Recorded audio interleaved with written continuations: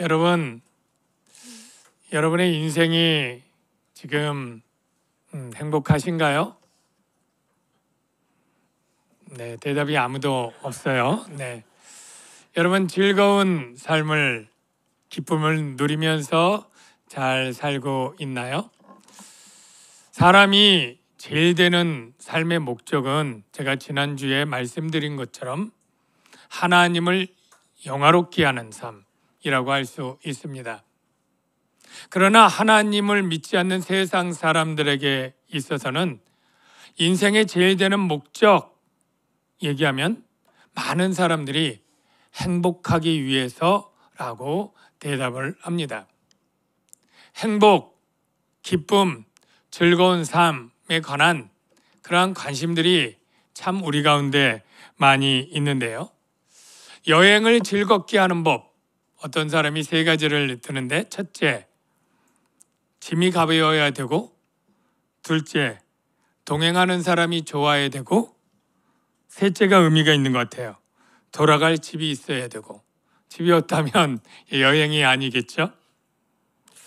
맹자는 기쁘게 살려면 세 가지가 있어야 되는데, 부모 형제가 무고할 때, 그리고 부끄럽지 않은 삶을 살았다고 자부할 때, 세 번째로 이분이 훌륭한 학자라 그런지 영재를 발굴해서 잘 교육할 때 그 인생이 기쁘다, 이렇게 얘기를 했습니다. 노자는 아주 쉽게 세 가지를 얘기했는데, 쾌식, 쾌변, 쾌면. 잘 먹고 잘 배출하고 잘 자고. 영국 속담은 많이 알고 있을 거예요. 하루가 즐거우려면 이발을 해라. 일주일이 즐거우려면 여행을 해라. 1년이 즐거우려면 새 집을 사라. 그 다음 1년은 뭐 할까? 이런 생각이 들더라고요. 매년마다 집을 사야 될까요? 여러분, 소크라테스가 행복에 관해서 이렇게 이야기를 했습니다. 행복은 인간이 할 수 있는 최고의 선이다. 그런데 여러분, 제가 아까 한 얘기들을 듣고 다 동의가 되지 않지 않습니까? 우리가 잠깐 기쁘고 잠깐 행복할 수 있는 일들이 많이 있어요. 여러분, 인생 가운데 어떤 순간이었나요? 원하는 시험에 합격했을 때, 우리나라가 월드컵 4강에 올라갔을 때, 내가 어떤 성취하던 계획 같듯이 이루어졌을 때 우리 행복하죠. 그런데 그것이 오래가지 않지 않습니까? 누구처럼 차를 사면 6개월, 집을 살면 1년, 그 다음은 또 다른 것들이 필요하고 행복은 곧 사라져 갑니다. 참으로 왜 그럴까 하면 우리 마음에 있는 죄성 있는 탐심은 계속 다오 언제나 부족한 거예요. 전세방에 살다가 17평 아파트 가면 너무너무 행복했지만 1년 지나면 25평은 돼야 되는데, 10년 만에 또 25평 얻으면 더 큰 평이 돼야 되는데, 더 좋은 지역으로 가야 되는데, 우리가 집 하나만 생각해 봐도 만족할 수 없고 그것으로 행복을 계속 공급받을 수는 없습니다. 여러분, 그럼에도 불구하고 우리가 조금 그래도 오랫동안 행복할 수 있는 요건이 있는데요. 여러분, 뭐라고 생각하십니까?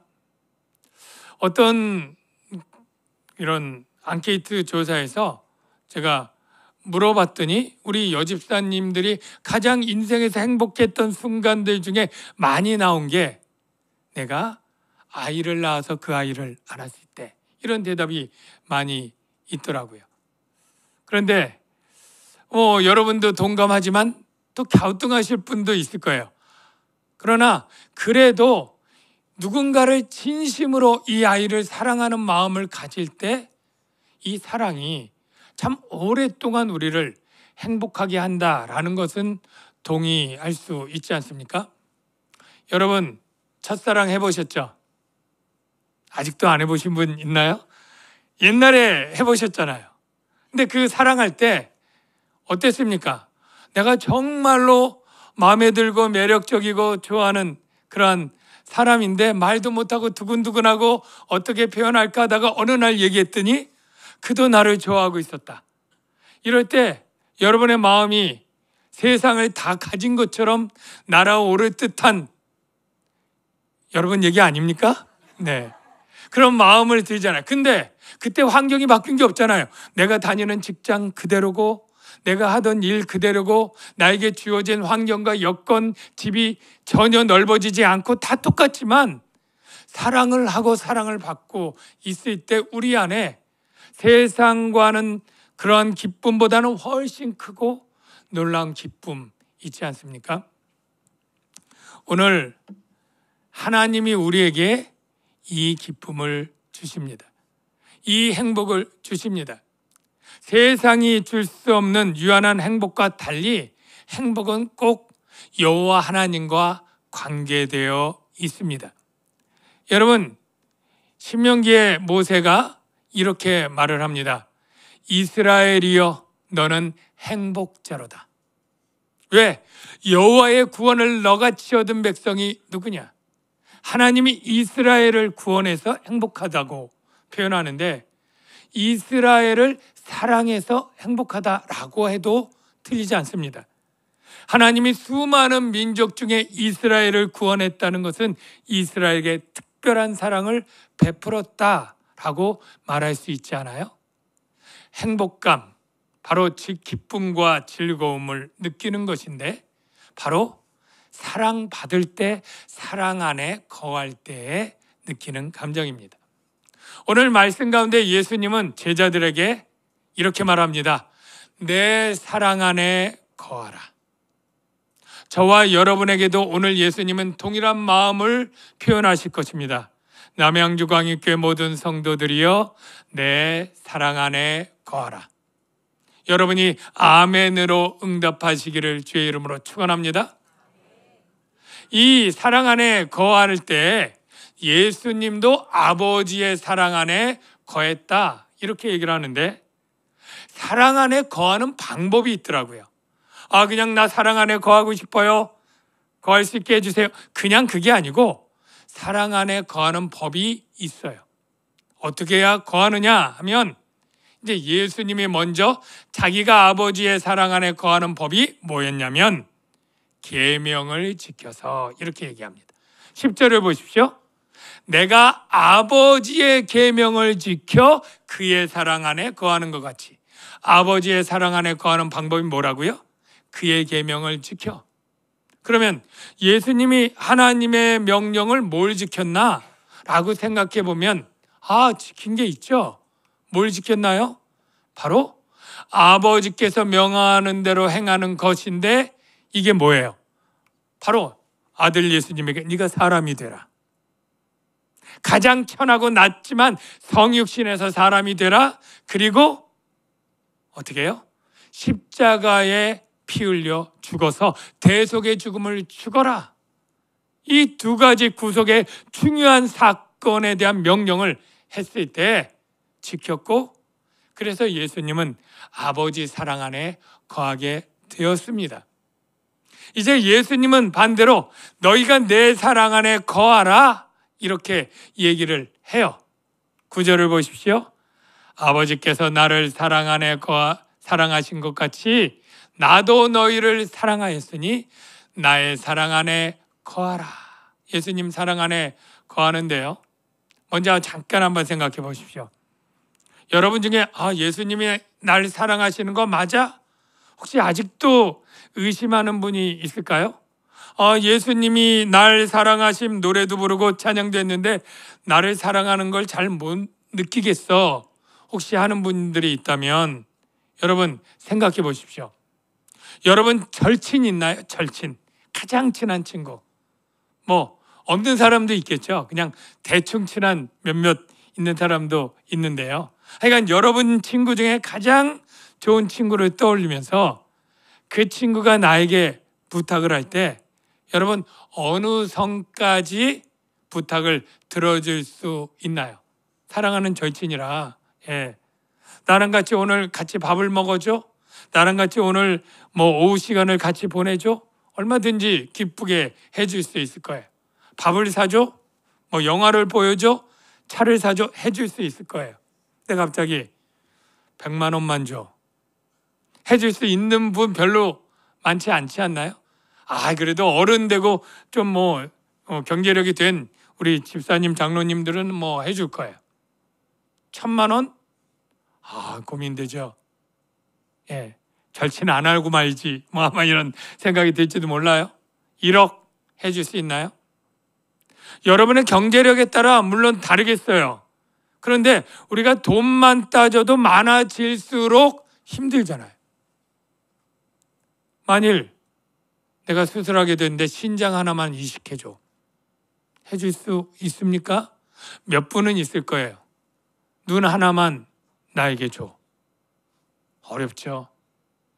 그런데 해줄 사람이 있을 수도 있겠죠. 그런데 여러분의 심장을 달라 하면 여러분을 죽으라고 하는 건데, 너 죽고 나 살자고 하는데 그런 친구를 사랑으로 줄 수 있는 그런 분이 있겠습니까? 없을 거예요. 예수님이 우리를 친구로 말합니다. 내가 너희를 친구로 말하는데 어떻게 말하냐면 이렇게 말해요. 사람이 친구를 위하여 자기 목숨을 버리면 이보다 더 큰 사랑이 없나니. 예수님도 아셔요. 그런데 너희는 나의 친구고 이제 너희를 위하여 내가 목숨을 버리겠다. 그리고 그날 십자가에 죽으시죠. 자, 예수님이 여러분의 가장 귀한 친구, 절친이 맞다는데 동의하시기를 주의 이름으로 축원합니다. 여러분을 사랑하는데 말로만 사랑하는 게 아니에요. 그냥 뭐 돈 얼마 주고 뭐 해주는 정도가 아닙니다. 목숨을 바쳐서 제자들, 그 자녀들을 사랑하는 그 사랑 안에 거할 때 우리는 참으로 그걸 느낄 때 행복하고 기쁠 수 있는 거예요. 그런데 그 사랑 안에 거하는 조건이 있었죠? 우리가 넘어갔지만 뭐예요? 내 계명을 지키면. 계명을 지키면. 자, 10절 다시 확인해 볼게요. 노란색만 보면 내 계명을 지키면 내 사랑 안에 거하리라. 신명기에 볼 때도 내가 명하는 여호와의 명령과 규례를 지킬 것이 아니냐? 네 행복을 위해서, 이런 게 나옵니다. 그러면 다시 정리해 봅시다. 예수님의 계명은 뭔가요? 예수님의 사랑 안에 거해야 되는데 계명을 지키라고 하고, 그럼 그 계명이 뭔가? 내 계명이 과연 뭔가? 정답이 분명하게 나와 있습니다. 12절에 내 계명은 곧 내가 너희를 사랑한 것 같이 아주 헌신적이고 희생적인 사랑을 한 것처럼 너희도 서로 사랑하는 이것이니라. 이렇게 얘기를 합니다. 여러분, 예수님의 사랑 안에 거하는 게 바로 우리 믿음의 형제 자매들이 서로 사랑하는 계명을 지킬 때 우리가 사랑 안에 거하게 되고, 이것이 바로 행복하고 기쁨의 이유가 되는 것을 신명기를 통해 언뜻 나왔습니다. 그러면 알겠습니다. 네, 서로 사랑하는 것이 주님의 계명이고 그렇게 형제를 사랑하는 게 주님의 사랑 안에 거하는 것이군요. 정리가 되었습니다. 왜 근데 서로 사랑하라는 명령을 꼭 줬을까요? 왜 꼭 우리는 서로 사랑해야 되죠? 여러분 가운데 지금 형제를 사랑하는 마음이 충만하고 완전하신 분이 계실까요? 아니면 지금도 누군가 미움이 있고 분이 있고, 아니 나에게 지금 뒷담화를, 그것도 맞지도 않는데 지어서 한 사람을 분명히 내가 전에 들어서 마음에 꿍하고 있는 게 도무지 안 풀려 하는 분도 계실 거고, 같이 사는 사람들 가운데, 같이 사는 가족 가운데 서운한 말과 이 상처 때문에 그냥 꿍해가지고 정말 할 수 없이 살긴 살지만 그 마음에 미움이 있는 분들도 없잖아 있을 거예요. 네. 그럼 왜 우리가 형제라는 이유로 성도들 가운데, 권사님, 집사님 가운데 나에게 눈빛이 싸늘한 그 사람, 악수해도 그 악수 받지도 않고, 나를 비난하고 조롱했던, 그 말을 했던 그 사람들이 여러분이 기억이 나고 생각이 난다면 그게 풀리지가 않는 거예요.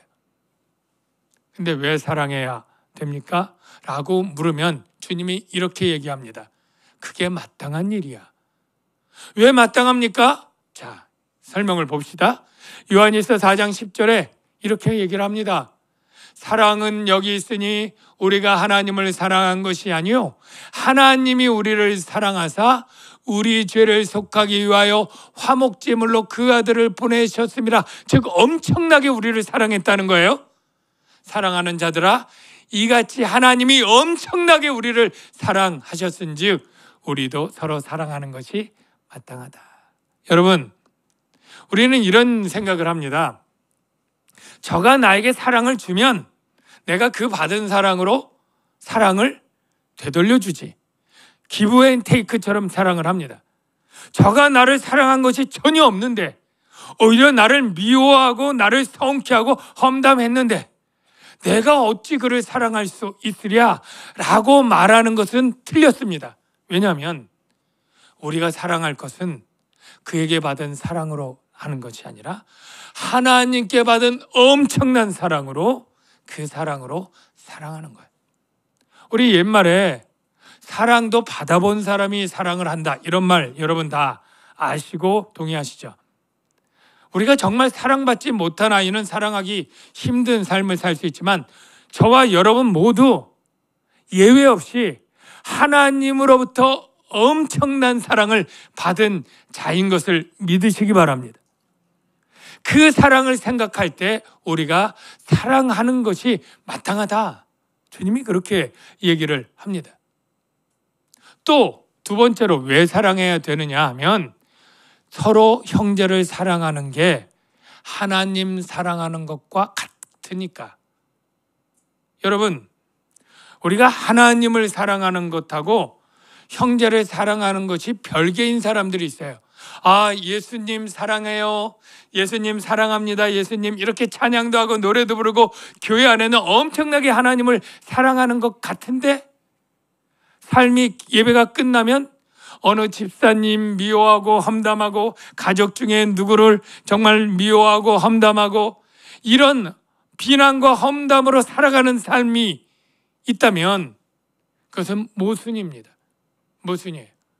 하나님을 진정으로 사랑하는 사람은 성도들과 이웃을 사랑하게 되어 있다라고 주님이 단정적으로 말해요. 요한일서 4장 20절에 하나님을 사랑하니까 밑에 읽어보십시오. 누구든지 하나님을 사랑하노라 하고 그 형제를 미워하면 이는 거짓말하는 자다. 하나님 사랑이 거짓말이라는 거예요. 왜냐하면 보는 바 그 형제를 사랑하지 아니하는 자는 보지 못하는 바 하나님을 사랑할 수 없느니라. 여러분 다 이해하시죠? 형제 사랑과 하나님 사랑은 별개가 아니라는 거예요. 보이지 않는 하나님을 사랑하는 자는 보는 바 사람을, 형제를 하나님의 형상으로 지음받은 성도들, 하나님의 자녀가 된 성도들을 하나님 사랑하는데 어찌 사랑하지 않을 수 있느냐. 이렇고요. 그래서 우리가 서로 사랑해야 되는데 가장 중요한 오늘의 설교 주제와 연관된 세 번째 포인트가 서로 사랑해야 될 이유입니다. 뭐냐면 기쁨이 충만하게 되니까. 여러분, 제가 이 세상 어떤 환경과 조건으로 받은 기쁨은 유한하고 잠깐 웃고 잠깐 즐겁고 사라진다고 얘기했고 여러분 다 동의하셨죠? 그런데 서로를 사랑하게 될 때에 주님이 뭐라고 얘기하시냐면 내가 너희가 서로 사랑하라고 한 이 말을 너에게 이른 이유가 있는데 그것은 내 기쁨. 누구의 기쁨? 하나님의 기쁨. 하나님의 기쁨은 중단되지 않는 것입니다. 영원한 것입니다. 샘솟듯이 계속 터져나오는 내 밑에서부터 나오는 그런 기쁨이 너희 안에 있어. 너희 기쁨을 충만하게 뜻이 뭐냐면 가득 찬 거예요. 2% 부족한 거 그런 거 아닙니다. 가득 차 흘러 넘치게 되는 거예요. 이 기쁨이 있는 사람은 집이 크든 작든, 직장이 원하는 데든 아니든, 원하는 학교에 가든 아니든, 문제가 해결되든 안 되든 세상의 조건과 환경과 상관없이 기쁨이 충만하게 되는 거예요. 여러분, 참된 행복 하나님에게서 옵니다. 참된 기쁨 예수님이 주셔요.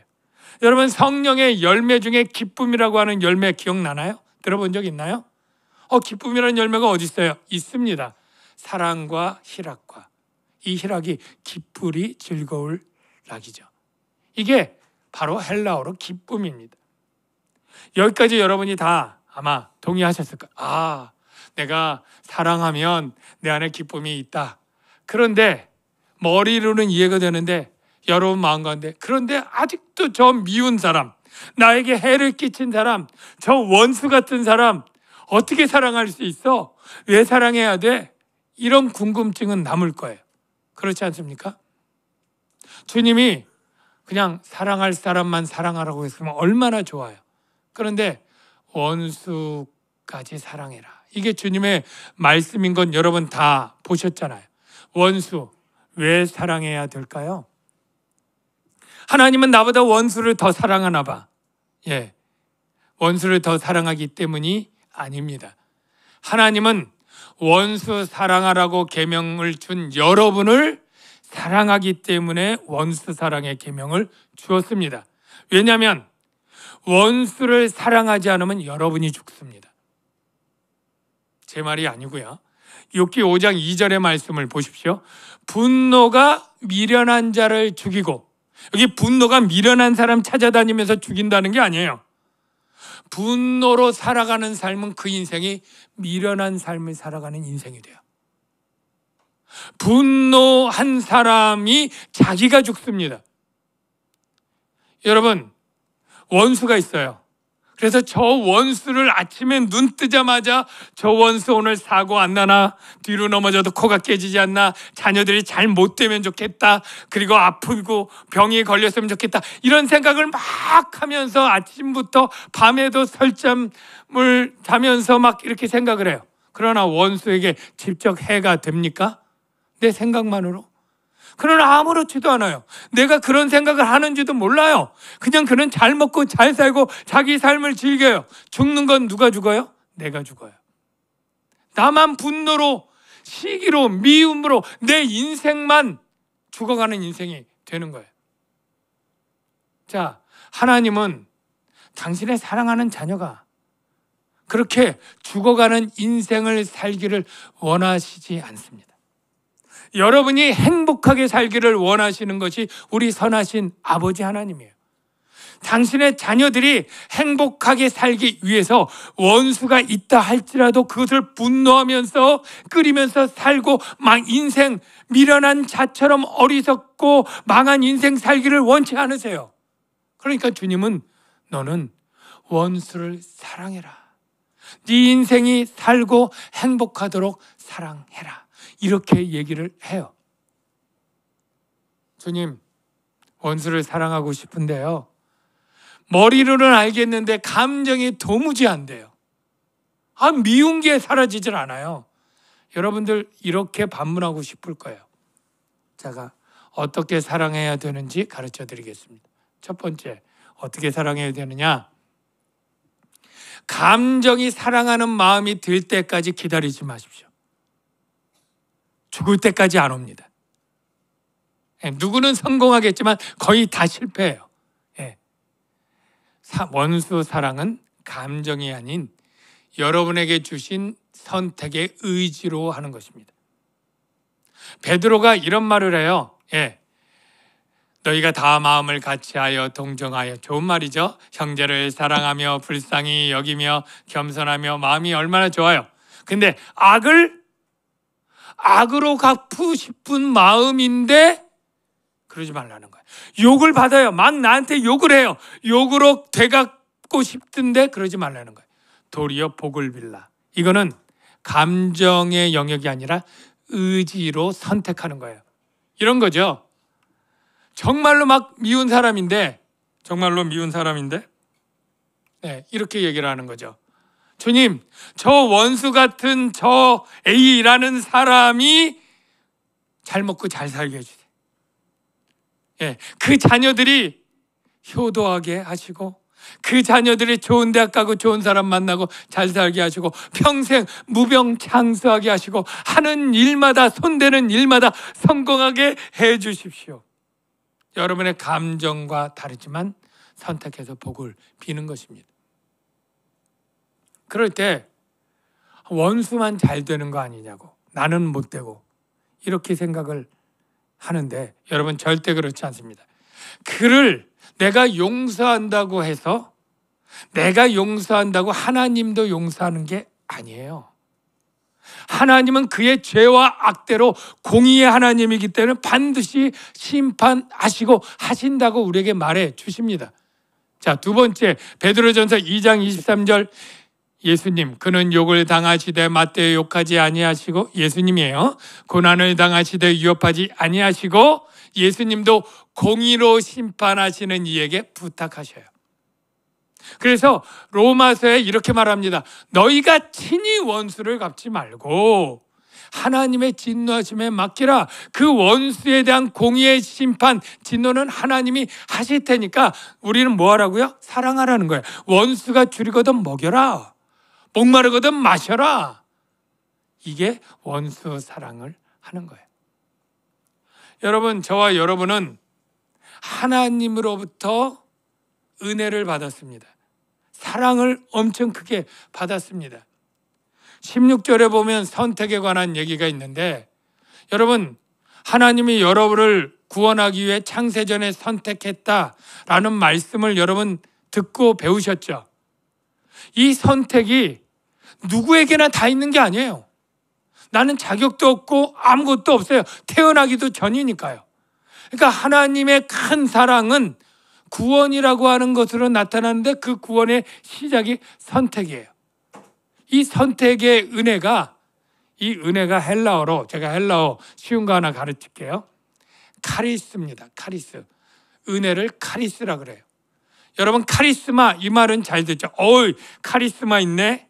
사실 하나님의 그러한 은사를, 특별한 그러한 어떤 지도력, 리더십, 어떤 능력을 받은 카리스마가 은혜로 받았다고 해서, 은혜는 카리스, 은사는 카리스마. 근데 또 하나 비슷한 단어 있어요. 카라. 걸그룹 이름 맞습니다. 그 카라인데, 그 카라가 바로 기쁨이라고 하는 열매예요. 자, 생각해 보십시오. 은혜를 받으면, 카리스를 받으면 카라가 생겨요. 그래서 이렇게 얘기해요. 내가 너희를 택한 것이 아니라 내가 너희를 택하여 세웠나니, 은혜를 베풀었나니 너희로 가서 열매를 맺게 하고. 이 열매가 뭘까요? 저는 성령의 열매 중에 사랑과 기쁨이라고 하는 그 열매가 항상 있게 하여. 기쁨이 항상 있다? 뭘까요? 얼마나 행복할까요? 그 사랑과 그 은혜를 받은 자에게 항상 기쁨의 열매를 맺게 해준다. 이게 바로 주님의 말씀이에요. 여러분, 행복하고 싶죠? 행복하며 살기를 원하시죠? 기쁨과 즐거움을 누리며 살기를 원하죠? 대답이 그것입니다. 여러분의 집 때문이 아니에요. 문제 때문이 아니에요. 건강 때문이 아니에요. 여러분 다 행복할 수 있습니다. 왜? 하나님이 여러분을 다 사랑하셨고 사랑 안에 거할 수 있게 해주셨어요. 이제 우리가 뭐만 하면 돼요? 우리도 사랑하기만 하면 돼요. 계명을 순종하기만 하면 돼요. 여러분 안에 지금 미운 사람이 있습니까? 서운해서 속상한 사람이 있습니까? 이 시간에 여러분 그 분노를 없애면 됩니다. 우리는 기브앤테이크로 사랑받아서 사랑한다고 해도 하나님이 이미 엄청난 사랑을 주었기 때문에 우리는 다 사랑할 수 있고 행복할 수 있습니다. 오늘 찬양 부를 찬양은 우리 장년들은 조금 어려울 수 있어요. 그런데 이 첫 가사가 참 마음을 와닿았는데, 주님을 사랑하는 기쁨을 그 즐거움을 빼앗기지 않게 하소서. 여러분, 주님을 사랑하는 즐거움을 누가 뺏을까요? 여러분, 그냥 우리가 빼앗기는 거 아닐까요? 내가 아직도 분을 품고 있는데, 내가 아직 서운함과 상처로 누군가를 미워하는데, 주님의 사랑과 즐거움이 내 안에 들어올 틈과 여지를 주지 않고 있어서 빼앗긴 것처럼 된 상황으로 살아가는 것 아닐까요? 혹시 왜 나는 오늘 행복하지 않고 우울할까 하는 분 계신가요? 혹시 내 안에 품어야 될 주님에 대한 사랑이 식어서는 아닐까? 내가 누군가를 사랑하지 못하고 열정적인 사랑이 식어지고, 아니 오히려 서운함 때문에 미움으로 되었기 때문에 내가 행복하지 못한 것은 아닐까? 여러분, 이 시간에 주님이 말씀하십니다. 나는 너희들이 행복하길 원하고 늘 기쁨이 충만하며 살기를 원한다.